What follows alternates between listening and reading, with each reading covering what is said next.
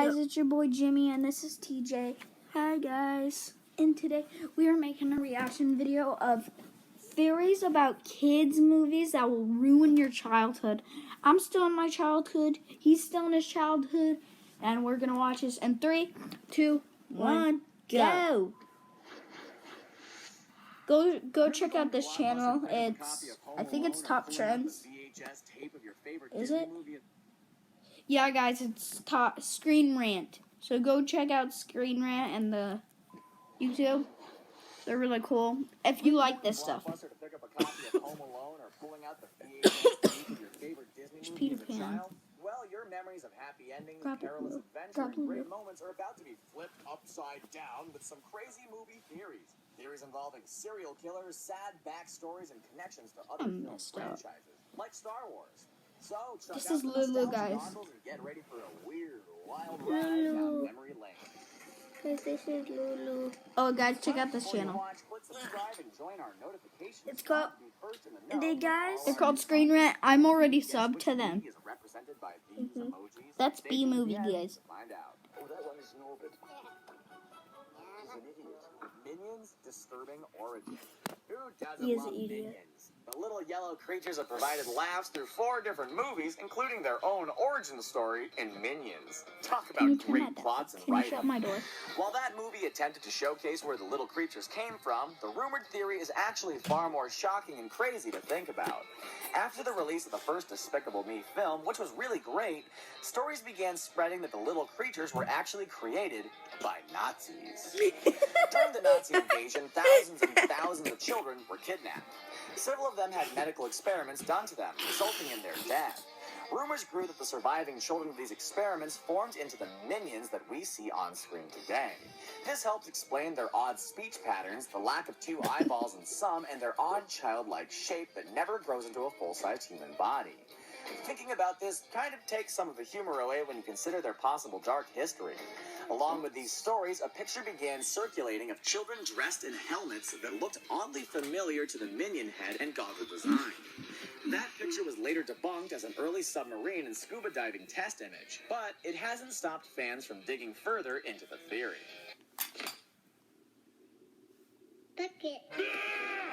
Boo is a witch. She barely said any words, but one of the most lovable characters in the Pixar universe was Boo from Monsters, Inc. The little girl really connected with Sully, and many tears were shed when the two were forced to separate at the end of the film.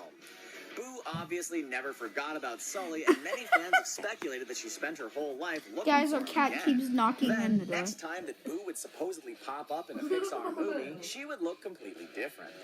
In the film Brave, Merida visits with an old witch that many people believe is Boo.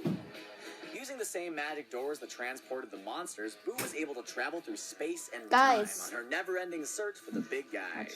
One of the biggest pieces of evidence points to a carving of Sully that is featured in the witch's home. Boo also had a stuffed teddy bear that she loved to death.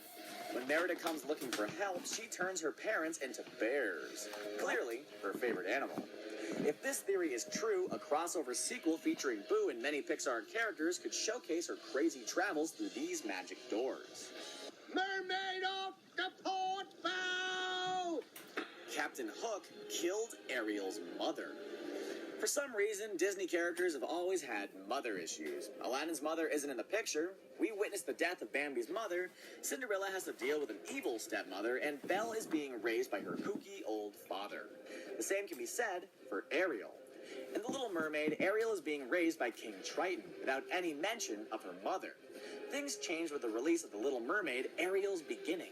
The story showcases Ariel's mother and her Guys, my mom was talking to me. in the hands of evil pirates. 2 theories have mixed together to reach one horrific conclusion. Ariel's mother was murdered by Captain Hook. You have to go all the way back to the original Peter Pan to see the seeds for this theory. While in Neverland, Peter visits with mermaids. One of them has red hair and a similar look to Ariel. Rumors have persisted for years that this was her mother. These rumors increased with the release of Ariel's Beginning. The mother character has similar looks in the first scenes of the movie. The theory is that Hook hunted her down to get more information on the whereabouts of Peter Pan. Obviously, when she couldn't provide the information, he used that hook to dice her up and serve some mermaid sushi to his crew. Another glorious morning. Hocus Pocus. Makes me sick. The fourth witch in Hocus Pocus. What a Through the years, Hocus Pocus has reached cult status thanks to the fun music, Halloween themes, and great acting by Bette Midler. While the Disney film focuses on three main witches, a theory has developed over the years that there was actually a fourth witch in the film. There was? Allison, one of the film's main characters, has been pegged as a protective good witch that sets out to destroy the Sanderson sisters before they can wreak havoc on her town. It makes sense that the city of Salem, Massachusetts would have more than just those three witches. The evidence quickly piles up to make the case. Allison's family has lived in the town for more than 300 years, dating all the way back to the Salem witch trials. Allison is the one who brings them to the witch's house and manipulates Max to do what she needs. She is also very knowledgeable about witchcraft in general and is a good source of information for the characters. By the end of the movie, she was able to protect her town, destroy the witches, and end the curse that had plagued Salem for so many years. If a sequel is ever made, this idea could be explored more, or maybe Allison will find her evil witch side. Toy Story 3 and the Holocaust. Pixar movies are supposed to be happy events I've watched filled with this. wonderful characters, great comedy, and some of the most famous voices in Hollywood. The start of Pixar came with the release of the original Toy Story. After the first sequel, the franchise hit a dark tone for Toy Story 3. On the surface, there were scary and intense scenes involving Lotso Bear, stealth, and a huge incinerator. Never mind the fact that Bo Peep had completely disappeared from the group without a proper goodbye or explanation. Breaking down the film even further, and many fans have discovered the film's connections with the Holocaust. It may sound far-fetched, but there are a lot of similarities and connections to those terrible events. It's As the Tony Holocaust prepares is to the leave for Nazi college, he must invasion. leave his If you toys get behind without much of an option. This parallels to the Jews being left behind by several nations. There's one point where Buzz Lightyear even suggests they hide out in the attic, much like Anne Frank and others looking to escape. The Sunnyside Daycare is also a representation of the awful concentration camps from the Holocaust.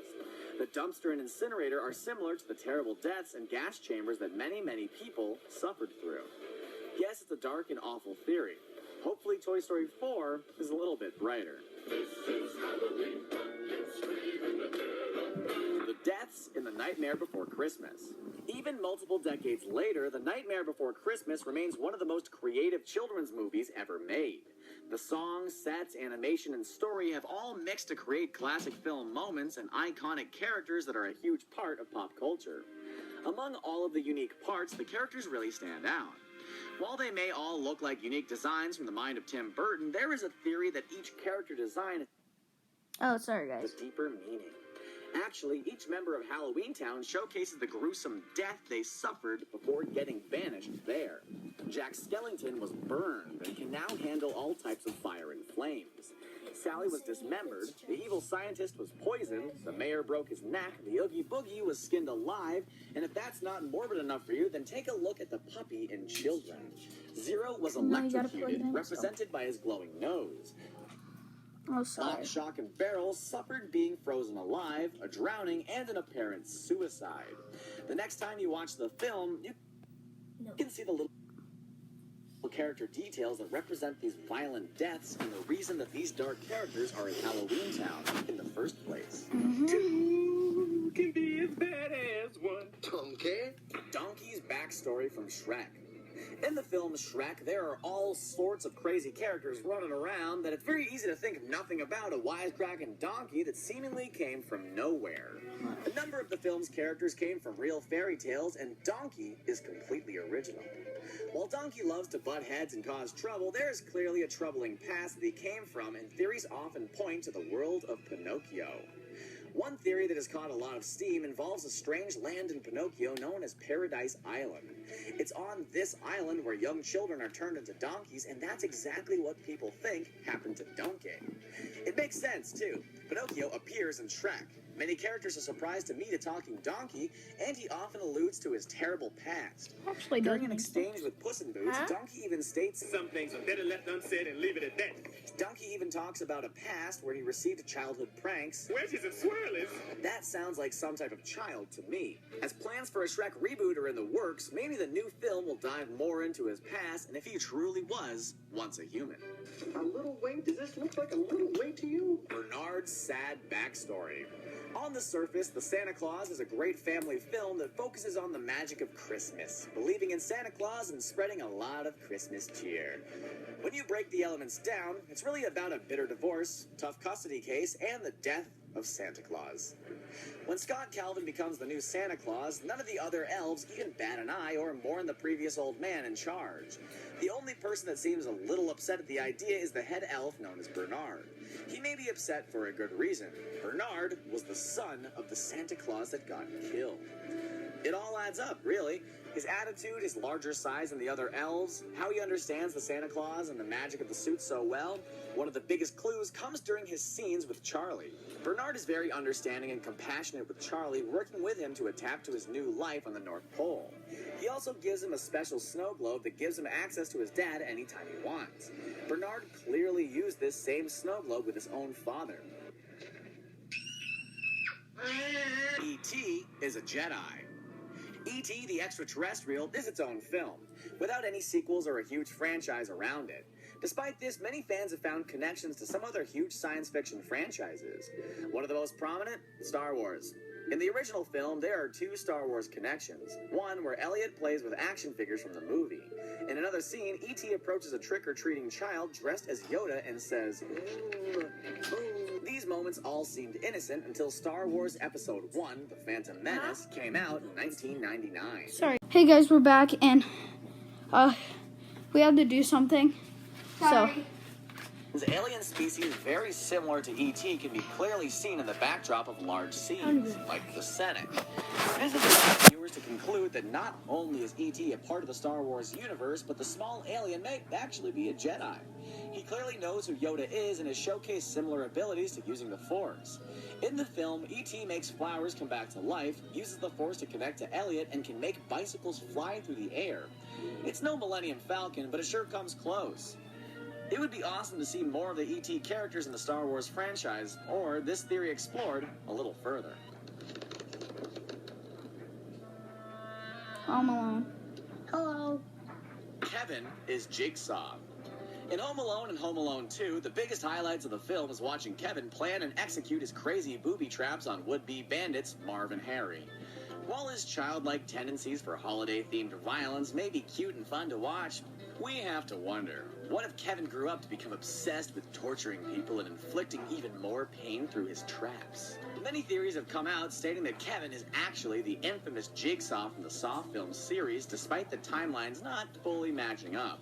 Continuity be damned, there are too many similarities between the two characters to ignore this killer theory. For example, Kevin obviously has anger issues and gets a lot of pleasure out of causing pain to his victims. After Marv and Harry were eventually stopped, Kevin grew up craving the need to torture and torment others around him. The pressures of society eventually led him to set up his game and get the revenge that he always wanted. There are many examples that can be seen in the Saw franchise, but one of our favorites is the evil furnace from the first Home Alone, which is eerily similar to a furnace trap set in the film Saw 2. We'll have to wait and see if any more Home Alone connections are made in the upcoming horror film Jigsaw.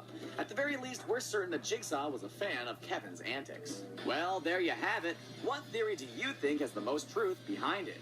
Are there any crazy ones that we missed? Let us know in the comment section below. Don't forget to like this video, share it, and subscribe to Screen Rant on YouTube so you can stay up to date with all of our awesome videos. And the answer to our emoji quiz is... movie.